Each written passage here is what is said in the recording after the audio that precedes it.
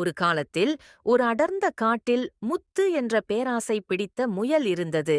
அது எல்லா உணவையும் தனக்கே வைத்துக் கொள்ள ஆசைப்பட்டது.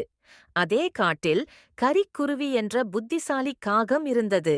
ஒரு நாள் ஒரு தங்க காய்கறி, தங்க கேரட், யார் அதிகம் அறிவாளி என்று நிரூபிக்க ஒரு வாய்ப்பை ஏற்படுத்தியது.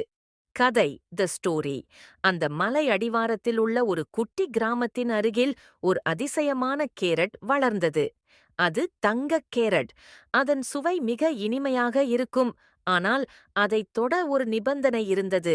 அது யாருக்கு மிகவும் தேவைப்படுகிறதோ அவர்கள் மட்டுமே அதை எடுக்க முடியும். முத்து முயல் தங்கக் கேரட்டை பார்த்ததும் ஆசையில் துள்ளியது. நான் தான் இந்த காட்டில் வேகமானவன். இதை நான் தான் எடுத்து என் கூட்டத்தில் ஒளித்து வைப்பேன் என்று எண்ணியது. அது தங்க கேரட்டைத் தொட முயன்றபோது ஒரு பெரிய மின் அதிர்வு, எலக்ட்ரிக் ஷாக், அதைத் தடுத்து நிறுத்தியது. முத்து முயல் கத்தியது. ஆ, இது ஏன் என்னைத் தொடவிடவில்லை? இதை நான் தான் சாப்பிட வேண்டும். இதை கவனித்துக் கொண்டிருந்த கரிக்குருவிக்காகம் முயல் கோபத்துடன், எனக்குத்தான் தேவை. அதைச் சாப்பிட்டால் நான் இன்னும் பலமாக ஓடுவேன் என்று பொய் கூறியது. கரிக்குருவி மெதுவாக பறந்து வந்து, சரி, இங்கேயே இரு என்று கூறிவிட்டு பறந்து சென்று கிராமத்திற்குள் நுழைந்தது. சிறிது நேரத்தில் அது திரும்பி வந்தது. அதன் அலகில் ஒரு பழைய துணியை எடுத்துக்கொண்டு வந்தது.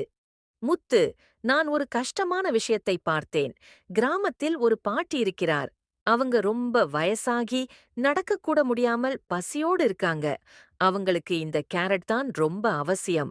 அதனால நான் அவங்களுக்காக இந்த துணியை கொண்டு வந்து இங்கே வைக்கிறேன் என்று சொன்னது. கரிக்குருவி பாட்டிக்காக அந்த தங்க கேரட்டின் அருகில் பழைய துணியை வைத்த அடுத்த கணம் அதிசயம் நடந்தது. மின் அதிர்வு மறைந்தது. தங்க கேரட் பளிச்சென்று பிரகாசித்து அது பாட்டியின் திசையை நோக்கிச் சாய்ந்தது. முத்து முயல் தன் தவறை உணர்ந்தது. அது ஆசையால் கண்களை மூடிக்கொண்டிருந்தது. ஆனால் கரிக்குருவி கருணையுடன் கம்பேஷன் செயல்பட்டது. முயல் சொன்னது, கரிக்குருவி, நீதான் புத்திசாலி. எனக்கு இப்போது புரிகிறது. அறிவை விட கருணைதான் ஒரு விஷயத்துக்கு உண்மையான தேவை. கரிக்குருவி சிரித்துக்கொண்டே தங்கக் கேரட்டை பாட்டியிடம் கொண்டு செல்ல உதவியது. அன்று முதல் முத்து முயல் பேராசையை விட்டுவிட்டு மற்றவர்களுக்கு உதவ கற்றுக்கொண்டது. நீதி, பேராசையை விட கருணையே உண்மையான அறிவின் அடையாளம்.